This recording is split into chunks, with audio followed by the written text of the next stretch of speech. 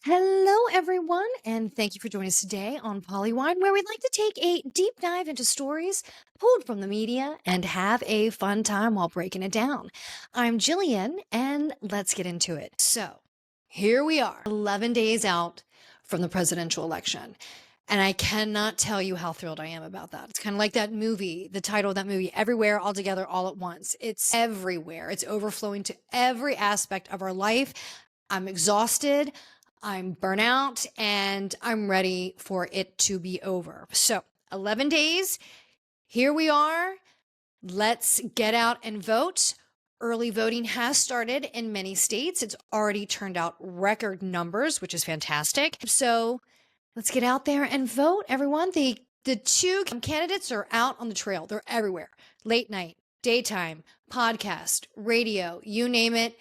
They're there. And Harris actually had a large campaign stop in Atlanta yesterday, and she had a huge turnout with celebrities. I mean, she had Obama, she had Bruce Springfield, Tyler Perry, Spike Lee, and many more. And that's great. Huge turnout. So, final stretch, and please get out and vote. And it was really interesting. I don't know if you saw Saturday Night Live this past week, but they had a great opening skit. It was a spoof off of the interview that Harris did on Fox with, was it Brett Baer? And Alec Baldwin was the Fox anchor and the interviewer. And of course, Maya Rudolph, it was the best at playing Harris. And so she was Harris, and they just did a great opening skit as a parody off the interview of Fox. Fantastic, because he just kept interrupting her the whole time. So it was that. It was so good and funny. So if you had a second, go back and watch that. Doesn't matter which side you're on, it's still funny. And both of those guys are great. Both, I should say, Baldwin and Rudolph. They are fantastic at sketch comedy. Now, let's move over into the world of sports. There was a freak accident and tragedy that happened to the surfing world. Italian surfer Giulia Manfrini, who was 36 years old, was surfing in a hot surfer spot in the Menitawani Islands. Menitawani, I want to make sure I say that correct. Islands in Indonesia. And when she was surfing, such a freak accent, she was surfing and a swordfish jumped out of the water and impaled her in the chest, and she ended up succumbing to the injuries and passed away. I mean, gosh, what a freak and terrible accident. When I heard this story, I immediately thought of the Steve Irwin story with the Stingray years ago. Odd story, freakish, and just terrible. She was so young at the height of her career. Unfortunate. So, of course, our hearts go out to friends, family, and loved ones. In the country of Italy, they just loved her.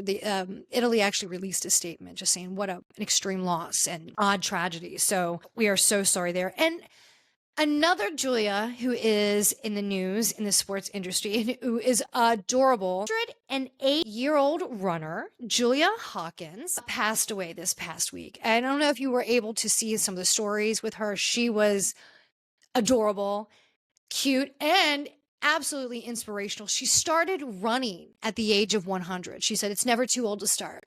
And she would do the races every year and just sweep it. And at 108, we just lost sweet Julia, and she passed away with loved ones in Baton Rouge, Louisiana. What a sweet story. You need to go see a little video of her. She is so cute, and just fantastic. And she's right. As a runner myself, it's never too late to start and enjoy the love of the run. It's great. Get those endorphins going. And also another story, and this necessarily isn't sports, but it's along the centenarian lines. And we actually, the U.S. just lost its super centenarian, and her name was Elizabeth Francis. You got to see a video of this woman. She is, oh my God, adorable. Elizabeth Francis was 115 years old. She passed away in Texas this week with loved ones and family. I was watching videos of her when I was reading the story, and you've got to see her. The last few clips that I could see was of her on her 111th birthday. And she adorable. She had a crown on. She was adorned in pearls and surrounded by friends and loved ones. And she was giving advice of what it was to live this long and how you should do it. And I have to say, what she said is, speak your mind, don't hold your tongue. And out of all the things she said, that was my favorite. And she's right. Say it. Get it out. Say it. Don't hold it in. Say it. So speak your mind. Don't hold your tongue. That is the best advice from Miss Elizabeth Francis of 115. And she was originally born in Louisiana, but she spent most of her life in Texas. So maybe there's something to be said. Don't mess with Texas. And very sweet story, sad ending, but we were so lucky to have both Elizabeth Francis and Miss Julia Hawkins inspiration to everyone. So cute. Now, let's get over to a little bit of our love of documentaries, TV, reality TV, you name it. Let's get into our guilty pleasure of our mindless TV. Yes. So I have to say, I am a little bit hooked on the show, The Real Hatfields and McCoys, Forever Feuding. And I'm very excited to let you know, I found one of the producers of the show, and I'm going to be interviewing him. And I'm a little bit of a fan. And so I got to tamp down my excitement, but it's great. I'm a girl of West Virginia. There's something that I adore about this show. It's very comforting to me. I find the families lovely and sweet, and how protective they are of their family history, and just, their family story, which is a great American story. It really is. And a story of family that's just gone through for the generations, but they're survived. And and how they've become business and made the business out of the American tale. I find everything fascinating about it. I do adore the two families. The bulldog in the story in this whole show is just the cutest thing I've ever seen. But the families are great. And I love it. And it is the heart of America. And anything Appalachia is very true to my heart, so I support it, and I want to try the moonshine, no doubt about it. So next time in the southern part of West Virginia, I will be stopping through, okay? So Real Hatfield and McCoy's families, I think you're great, and one day I will be there to test the moonshine and to meet you all, and trust me, my West Virginia twang will come right back immediately, because this is how it is. Now, the Real Hatfield, so make a big, hard turn from the Hatfields and McCoys. Let me just add one more note about the Hatfield and McCoys. There is the author of a book on there, of the Hatfield and McCoys, A Feud, and his name is Dean King. Dean King, absolutely adore you. I love your work now. I've been looking it up, and I am a huge fan. So Dean King, one day I'm going to find you and I hope to interview you, because first of all, I'm a history fanatic, a little bit of a history geek, I must say, because I really, really go down the history hole quickly, because I just love it. History is the foundation of this country, and we must learn everything about history. So that's a little bit of history tangent. But Dean King, I love you, and I think you're great. You're fantastic, and I'm going to find you so I can interview. I love your book. All right, now, hard shift from Hatfield and McCoy's. Let's go down to the Bravo universe. I mean, that's a hard turn, right? So now, I'm going to just kind of skim through a couple of the shows, because I really, really, really want to get to Salt Lake City. This week was huge for Salt Lake City. So let's skim over. My girls in Potomac. I'm a Mid-Atlantic girl, and I love Potomac. I do. Giselle. During this episode, Giselle was getting her twins ready for the prom, and they're seniors. This is the final year for her. And so you saw her getting ready, the girls getting ready for prom, and her preparing that. And of course, as she's talking in her confessionals, she's preparing herself for them leaving the home. They're going to restart their lives as young adults and go off to school. And she's preparing herself to be an empty nester. And I really feel for her in those scenes. It's, All of them are going. We've seen a lot of the moms on a lot of the other shows prepare it for, but we've seen Giselle's girls grow up, for 9 seasons. And they're leaving, and we already saw her first one go a year ago, and now the twins. So it's bittersweet, and but it was a really sweet family moment. Their dad Jamal came up from Atlanta to see him go off, which is sweet. And it was a really sweet family moment. And Giselle, girl, I feel for you, Mama Giselle. Karen is still in some major denial. And it's a little entertaining to watch. I mean, that girl can deflect. I mean, she should really teach a master class on deflection. She is the grande dame of it for sure. The new girls, there's a lot going on with the new girls, but what is the new girl and Stacy, who's the QVC girl? She's going through the divorce. She is back in Potomac in the DC area. But we get to see a little bit more of the guy she's dating, TJ. And this is a personal opinion. He is giving me very much TJ Holmes vibe. The TJ Holmes, Amy Robach from ABC vibes. Like, look, I don't know what her marriage stood before this split. It is not my place to judge what goes on in somebody's relationship or in their home. Not my place to judge. I don't know where her relationship was with her ex, but the timeline seems interesting. They split a year ago and they started kind of hanging out around. And the timeline's a little interesting with this new guy. But we get to see a little bit of him, and you see the whole workout scene with him, TJ, and Stacy. And in my personal opinion, it's odd. It's very odd. She's obviously really into him. Maybe he's into her, but it doesn't seem like he's into her as much as she is into him. And of course, he's holding out on intimacy because he's very Christian. But you hear a little bit of that story. The producers or whomever who's behind the camera is asking Stacy in her confessional, has he been intimate with other women? She's like, oh yeah, he's been intimate with other women, but he just doesn't want to be intimate with someone that's not his wife. And bing, flags went up to me because I'm like, well, first of all, how many times have we been married then? Right? Interesting. And has he been intimate with these people in the past before marriage? Is this a new rule that he's now implementing now that you're here? I have many, many questions. And then he starts throwing out all this religious stuff with her. I don't know. This guy's giving me a little bit of ick and a little bit of he's getting the side eye from me. That's all I'm saying. But her daughter is absolutely adorable. Stacy seems, I am waiting for the good girl cover to crack. And I think at the end of this episode, we start to see it a little bit. Ashley's figuring it out. She's figuring out her position with the friends. She's figuring out a single life as a mom.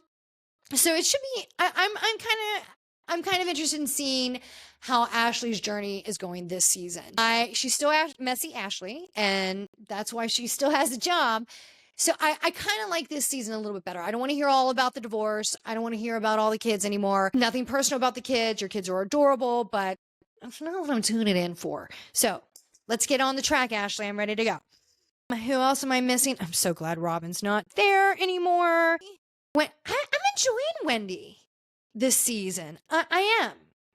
I kind of like that her and Giselle, they've squashed the beef for now, and they seem to be getting along. And you keep hearing Giselle say, I really enjoyed Wendy. I think we're going to be besties. And then you hear Wendy kind of being a little bit, cat with the string saying, we're getting there. So I just think they're really cute. I really hope it continues. We need a little bit more togetherness and girl power on the show, because there's a lot of fun. And all these shows, there's a lot of mayhem. There's a lot of fighting. And, if anybody can bring a little bit of classiness to cattiness, it's definitely the Potomac girls. That's for sure. Because you got the Gondam and you got Giselle. I mean, I love them. But let me also give a little props to all the AI cherry blossom scenes each time. Oh, and also we got the taglines this episode for the girls. and some of the best taglines I've heard in a while. I enjoyed the taglines a lot. So I'm enjoying this season. There's not a lot going on right now. Mia, well, there's a lot going on with Mia. I'm glad her and Jacqueline are back together. But Jacqueline did drop a little interesting little crumb there. You know, there's a lot going on with Gordon, Mia, and now her beau, Ink, her man.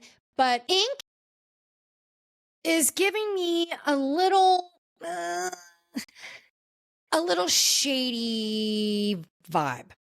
Personal opinion. Okay. He might be lovely. He might actually step up to the plate. I don't know. But just the way the whole thing's going down, it seems a little off to me. Look, there was something interesting between the relationship with Mia and Gordon. They obviously, at the end of the day, even with their splitting up, they seem to still rely on each other and support each other when they need it. I don't mean to judge, but I don't know. And I'm going to say there's Jacqueline. Like I said, she dropped a little crumb earlier when she said, well, when they broke up, you know, he was calling me, asking me, you want to go out?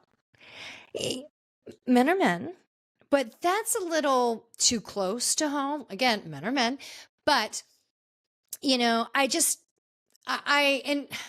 and he wants to be a radio personality, and now suddenly getting out on the Housewives. Is that more of an opportunity for him? I'm sure. I'm not saying that that's why he's around. Mia and Ink have had a history for a very long time. Like they did it in high school. So, I mean, they go way back, and I understand there's comfort in familiarity, but it's a mess. There's no other way to decide it. Mia's situation with Ink and Gordon, it's a mess, and I do feel bad for the kids, but those kids are the cutest, adorable kids, and they're so sweet, and they seem to be happy. And you know, let Mia figure it out. It has got to be such a mind mess for her to go through all this right now and do it on TV and still throw out the shade and have all those women coming after her. That's a lot. It's a lot. So let's give her a little step back. Oh, just hit my mic. So, you know, poor Mia. Mia. But I am glad Jacqueline's back. And let's just say, so I want to jump to the end of the show. There was a nice little afternoon lunch situation, and you got to see a little bit of Stacey kind of crack a little bit. And Giselle doesn't really know her well. So Giselle, first of all, apologized for being, you know, rude at the event that she'd had the day before, or the episode before. You know, she kicked him out because they showed up late, and she apologized. She's like, I want to say I was not mad at you. I was more mad at Karen. So that's kind of where that falls. I'm upset about that. But she starts asking Stacey, so what's going on? You're divorced. And Stacey starts talking a little bit about her divorce. And Giselle said, well, you seem a little upset about it. You are? And Ashley, who I kind of thought was like kind of helping her out because you could see she was a little bit uncomfortable about it, was like, well, no, she's moved on. She has a friend. And Giselle said, oh, okay, because Giselle's gone through divorce herself, and the dad's still very much a part of the children's lives, so she's still dealing with all of Jamal stuff, and Jamal stuff's messy. So you could see Stacey getting a little uncomfortable about it, and like I said, I just thought Ashley was fine about it. She's like, well, she's moved on. She's got a friend, just to kind of move the conversation along. And Stacey just started getting very upset about it. Like, you're all up in my business. You're just putting it out there. And I thought it was a pretty general conversation. But who knew? So we saw a little crack in Stacey this past episode. And I kind of liked it. So I'm waiting for more to come out, because I definitely, and Ashley said it well in the previous episode. She's kind of got that on camera TV personality at all times, and the voice.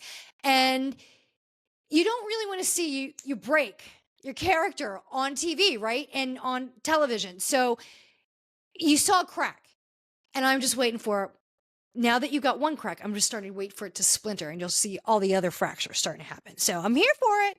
I'm here for it. So okay. Okay. Let's move on to, we also have Low Deck Sailing Yacht is on, and that's so far so good. We do not have Colin this season, but we'll get into Below Deck Sailing Yacht another day. Too many other things to get on. So let's get into OC, the Real Housewives of Orange County. They are still in London. Tamra's still ganging up on poor Shannon.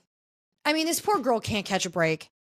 Thank God her daughters were there to have her back this episode. Her daughters were in Paris. They came to visit her and had lunch for her 60th birthday. And she needed that. She needed to step away from those women for a minute. And I mean, they were awful. And I'm going to say, I've said it pretty much every episode of the season, I cannot stand Tamra Judge this season.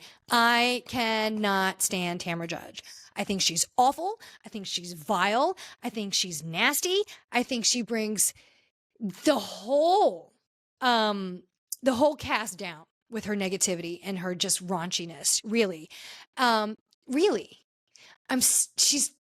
there's a foulness to her that really bothers me.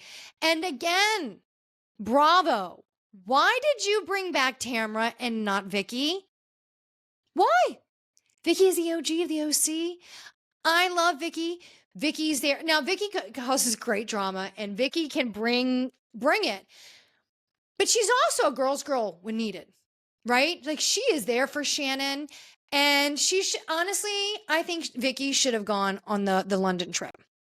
I don't know what went on behind the scenes with Vicky and the cast of Bravo and the crew of Bravo. I don't know. I don't know if that was something that kind of had her put on pause, but I'm very frustrated that Vicky wasn't brought back and Tamra was, because I think she has been an absolute anchor to the show. And to see how absolutely vile she was this past episode at the dinner they had in London, she was just gross. Like, shut up, you're disgusting, you're drunk. She was so hateful. It really, really bothered me. And Heather, how can you defend that? How can you defend that? And I was starting to like Heather just a hair this season. And then this past episode, you fell back. You fell back, Heather, because you're sticking up for Tamra, I think, when you shouldn't. And you're going after Shannon in a passive aggressive but slightly malicious way, I think. I don't like it. I'm glad that Jen has finally found her voice, and she freaked out on Tamra about the whole, background checkup. I think Emily is really just trying to enjoy the trip. She really is. And Gina too. Gina's kind of coming up a little bit. They're trying to join the trip, but you can really see Emily trying to bridge the gap. She really is, between Tamra and Shannon. She's like, how do we move forward? How do we get there? But I think everyone is seeing how absolutely despicable Tamra has been. And Bravo, Tamra's got to go. It is time to go for Tamra. She's got to go. She's really, in the fact that they revamped Roni, the Real Housewives of New York, for, I'm just going to say, a few similar situations where some of the cast have been around for a while and they were really kind of negative, and the cast didn't really get along very well. And a lot of other things were why the cast was completely revamped at Roni. And I'll get on Roni in another minute there. They do need to revamp OC, I think. But Tamra was not the way to do it. So I was really upset this episode. I was pissed. And then poor Gina's trying to really help out Shannon, and then find out that Shannon was doing a background check on Gina. Let's see how that plays out in the next few episodes. But, Gina, you're not innocent either. You're kind of an asshole too at times. So, I mean, but it was a fair statement when Shannon was like, this is not who we are. And Gina's like, no, this is exactly who we are. And she's right. That is exactly who you are. It's just dirty, shady, and just spiteful to one another. It's unfortunate. It is. Now, so before I go to Salt Lake City, let me just jump to the Real Housewives of New York. I haven't been into it. Everybody keeps telling me I need to watch it. So I watched it. And they're cute, I guess. But when you have had seasons before, when you have the Countess, and then you have Lady Morgan, who those two, the dynamic duo of those two, Lady Morgan and the Countess, I mean, do you get better than that? And we all saw Crappy Lake, which is a fantastic show. I hope they do another spinoff of some way, somehow. But you should have kept them. You could have gotten rid of everyone else. Really. You could have really gotten rid of everyone else. But you needed to keep them. There was something like I feel like you had to have like at least one root still in the ground for that franchise. And I've tried to watch the new Roni. I find them as boring as they can come. I watched this past episode, and the only thing that I found was interesting is that after they planted the fake roaches in the food, how the two girls were vomiting. That's it. That's it. And that was literally like the last 2 minutes of the show. That's it. Boring, boring, boring. That's all I'm going to say. Now, Salt Lake City this week. I have to brace myself because I enjoyed Salt Lake City so much this week. It was beyond. It was extra. It was beyond. It was great. So, okay. The theme was the mob party, the mob anniversary party, which Angie K, I am thoroughly enjoying you this season, even with your staccato, raspy, cadence of your speech. I am finding you fascinating. I am finding you funny. I even enjoy your props and your everything that you bring. And I like your husband, Sean. He is so cute. And your daughter, Electra's gorgeous. Very sweet. I adore your family. Your dad this episode. Oh my God. Did he call Sean a honey love in his speech to you at your own anniversary party? Your dad is adorable. And the fact that he raised all those kids on his own after your mom passed away, that story never gets old. That man is a champion. He is a hero and a legend. That's a ton of kids to do on your own. Oh my God. But so Angie K had her 25th anniversary wedding party, and to celebrate it, the theme was mob wives, which I found to be funny.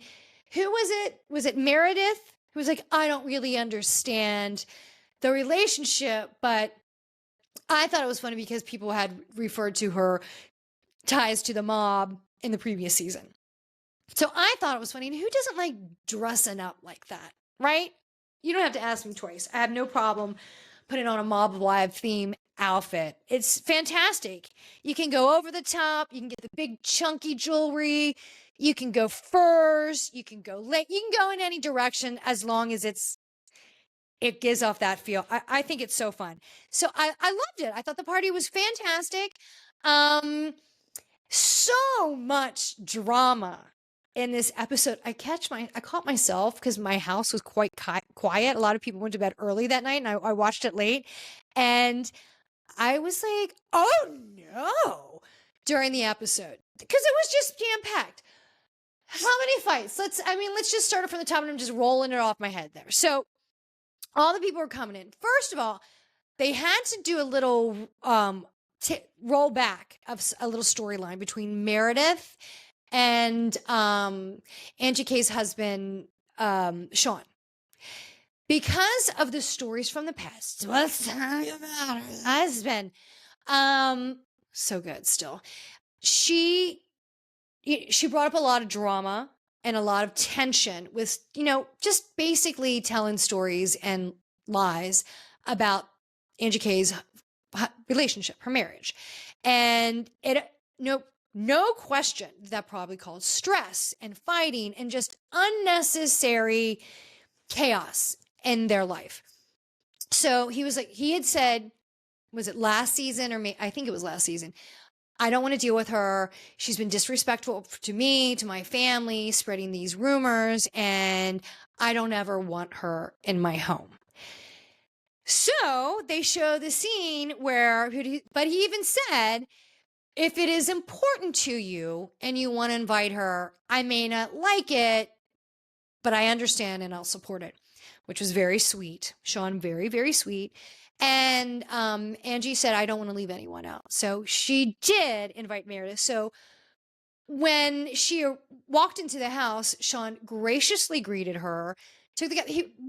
What an upstanding gentleman. He really, really was. And like I said, when the dad, Angie K's dad called him a honey love, I was like, oh my God, that's the cutest thing I ever heard. And he does seem like a little honey love. I thought that was very gracious and very kind and high road for sure. But when you saw everybody coming in, you saw, Whitney and her husband, you saw, who was it? Bronwyn. You were fantastic this episode as well. A little messy. Last week, you really got a lot of her family heartfelt story with her and her daughter, and it was very touching.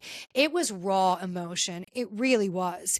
So coming out of that, and she said, as I'm hanging out with these girls, I'm seeing so many different sides, and I'm not liking what I'm seeing from Heather, which is exactly what Miss Mary has been saying. And I still can't believe I'm saying this. Mary Cosby is the shining star this season. She really is. She is so good. She's still Mary, a little out there, a little slightly eccentric, a little cuckoo. But man, she is fantastic. She's great. She's been saying that. She even said it last week when they were ziplining. She's like, Heather, she said it right to her face, which is respect. She said, Heather, you leave a trail of lies and it bothers me. You're messy. It's obvious. And I don't like it. I see what you're doing and I don't like it. And she said it straight to her face. Good for you.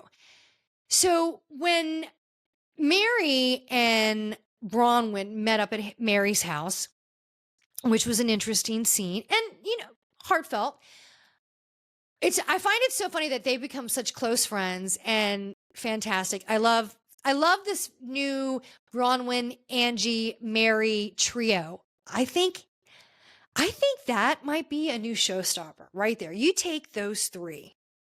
They're just fun. And, she said, she brought up to Mary, she was telling Mary their personal story. But it was such an interesting scene when she walked in. She's like, oh my God, Mary, I love your house, which is the first person who's ever said that. And then you flash back to scenes of Bronwyn's house. Very eclectic, very wild, colorful, vibrant, style for sure. High end, couture, super expensive, luxe, all that. But whoa, it really does look like somebody was tripping when they were putting that all together. There's some psychedelic was definitely involved in that design, in my opinion. But the fact that they both love each other's style says it all. They're going to be good friends.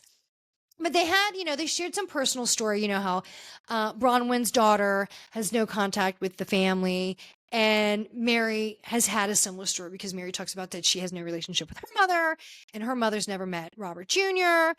So it was interesting that they have those similarities. And, that's heavy.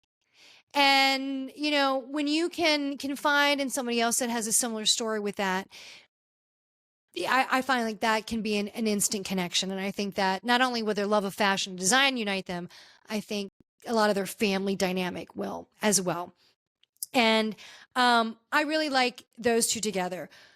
But both of them, Mary and Ron, were talking about how messy Heather's being. So you got Angie, Mary, Bronwyn, all three noticed how Heather's been messy. And I have to say, I really haven't enjoyed Heather this season at all. At all. I think she's trying to play both sides of the fence. She's dropping these bombs of hearsay and just gossip and BS and just running it through the mill throughout the group. And I don't like it. I don't like it. I find Lisa in a really tough position because she sees, I mean, I think honestly, you can say what you want about Lisa Barlow. I've always said I really like Lisa Barlow. I'm a Lisa fan. I like John.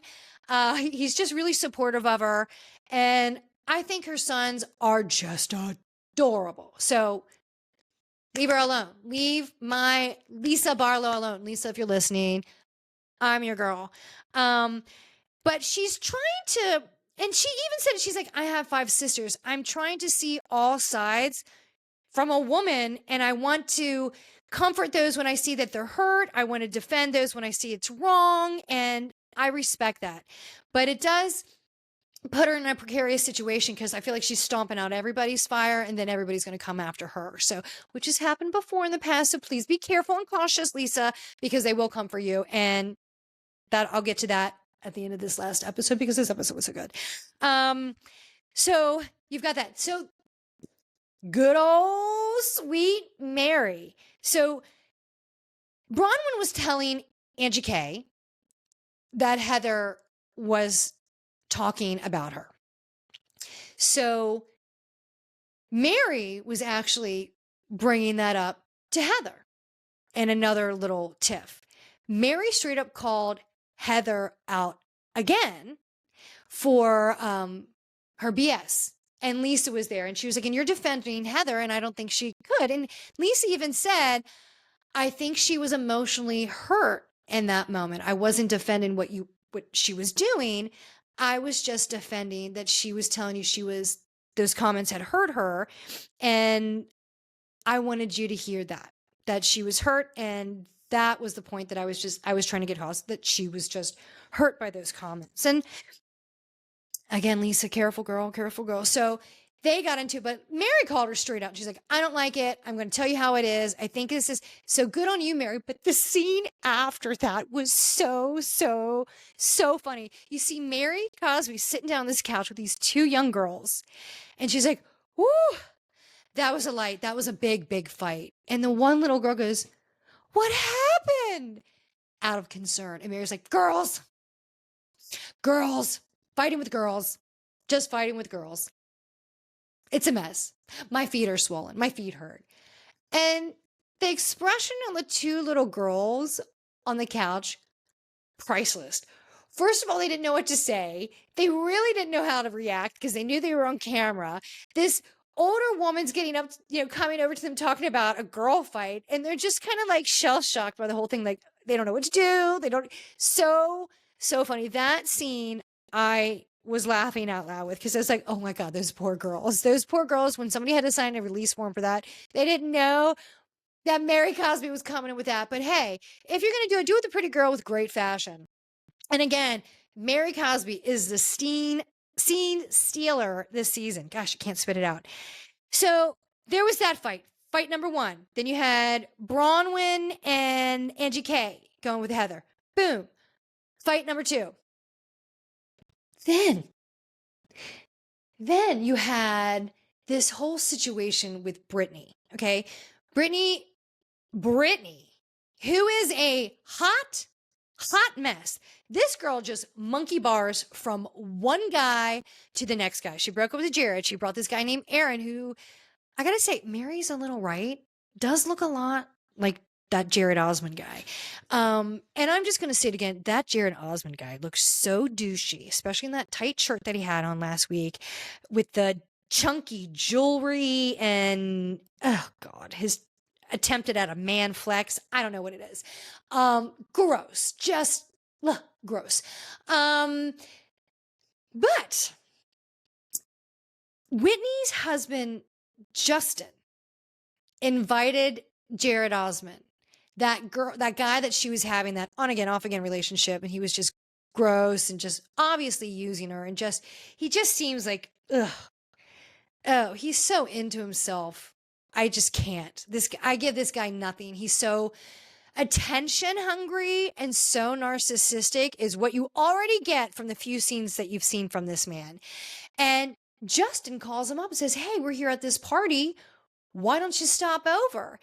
And he does. I mean, boom, he was right there. And fun fact, if you watch the after show, which I didn't intentionally mean to watch the after show, I was watching Peacock and it just came on.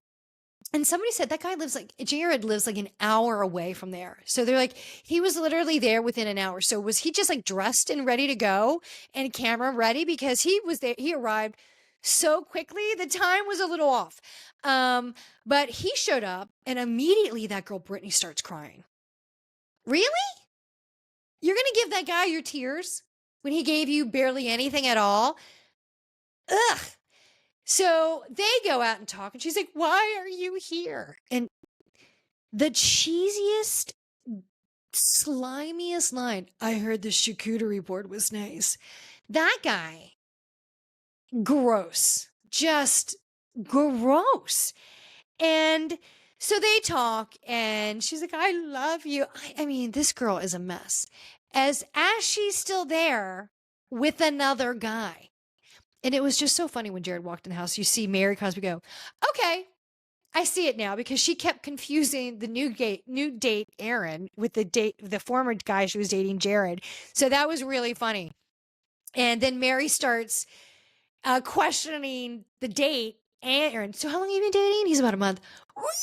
Because she knows because Mary knows that she's been dating the other guy, Jared, for a while. It's just a mess. And she is look, I'm not trying to judge family, but having somebody as kind of chaotic like that, I can understand where there's turmoil in her family. I'm not saying anything, but I can understand how there's turmoil in the family, because that's just craziness.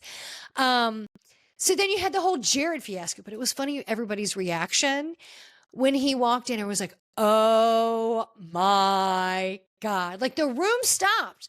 So that was really funny.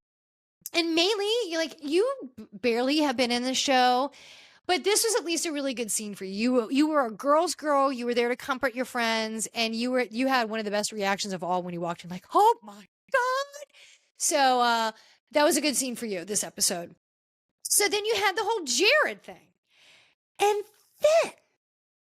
And then let's get to the end. So Whitney has been holding this nugget. Whitney thinks that she has, found the key to the treasure of who, put it out in the media that her brand was from Alibaba. Who was it? So she was connected by a friend, a podcaster, had said, which, by the way, really cryptic message.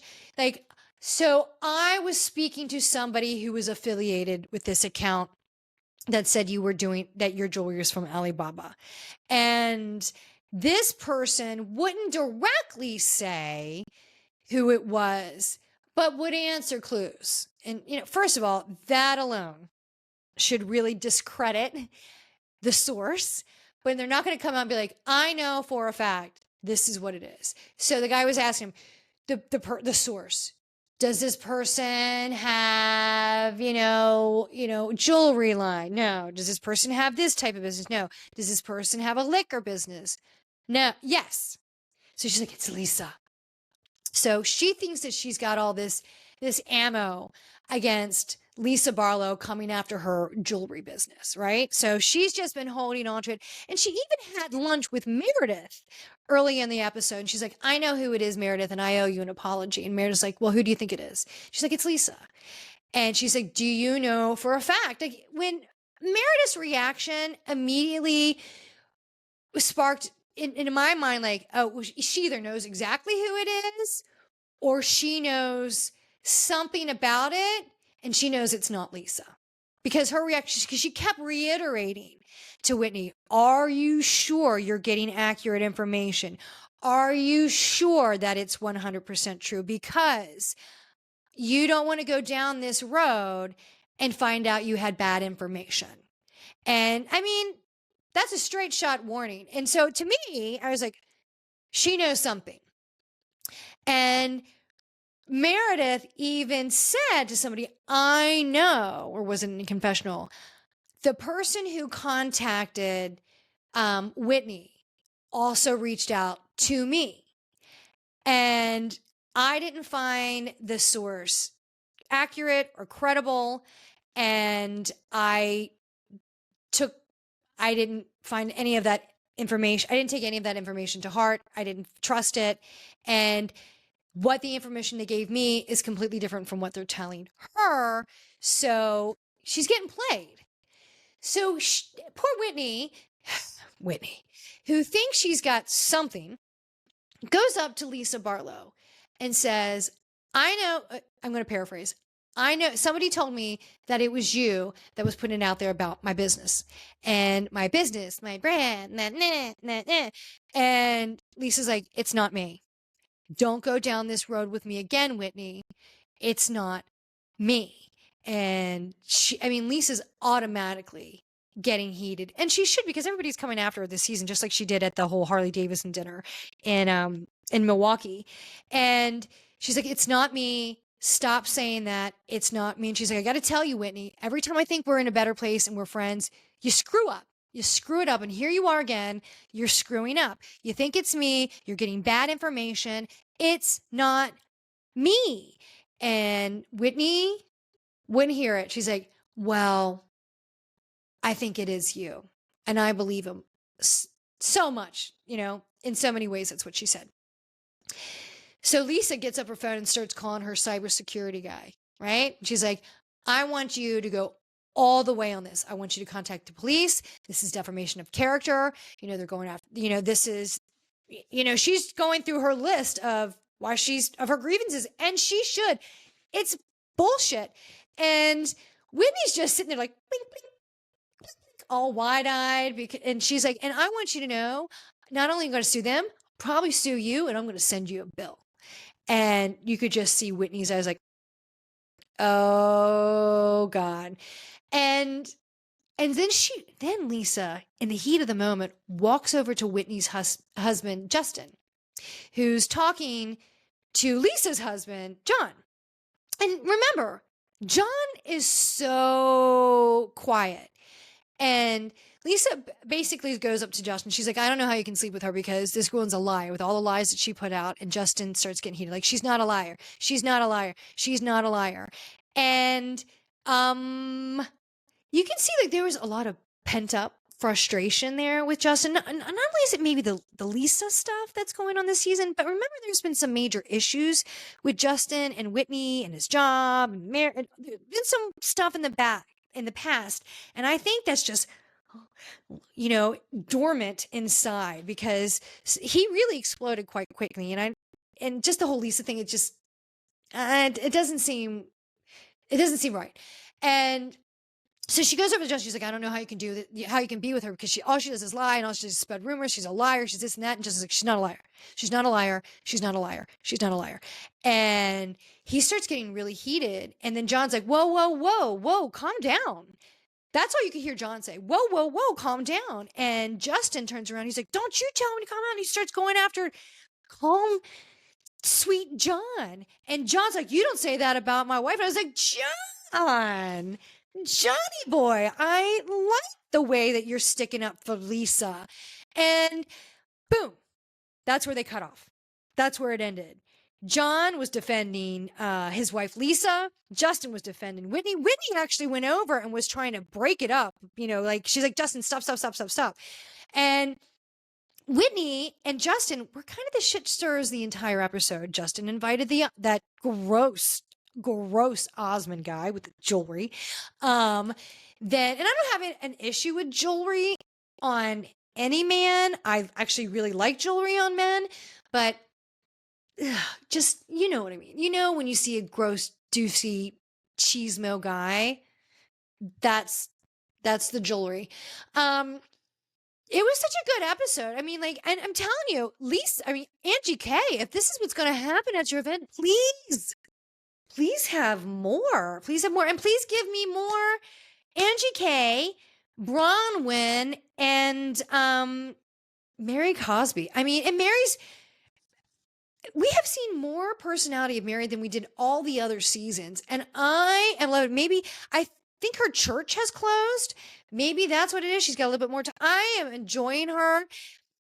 This episode was so good. So Mob Wives, I think it was at episode 3, and loved it. Loved it. Well done, girls. Well done. Whitney, if there's a revamping of the show, who's going to go? Is it going to be Meredith? Because I don't think Meredith's bringing a lot. She didn't bring a lot last season, other than my husband. My favorite line, probably one of them ever. Is it going to be Heather? Because Heather's given me a lot of Tamra Judge feel this season. She's messy. It's real. It's hateful. Or is it going to be Whitney? Whitney's at least bringing some drama. Like, she at least brought the fight. So I think maybe Whitney's safe. Is it going to be Meredith? Is it going to be Heather? Are they all going to stay? Who knows? But I'm loving the trio. The trio. They're great. Go Bronwyn. Go Angie K. Go Mary Cosby. So that's a little recap on Bravo this week. We'll have so much more to join next time. I can't thank you enough for being here. So as we're wrapping up today, I think it's only fair and only right that we wrap with the sweet wisdom of Miss Elizabeth Francis. Live every day like you're truly living is one of the other things I had heard her say. And speak your mind. Don't hold your tongue. Thank you, everyone, for joining us today. Please follow us on Polywine Time on the gram. You can find us on YouTube, find us on Spotify, anywhere you get your feed. Thanks so much, and have a great day. Bye.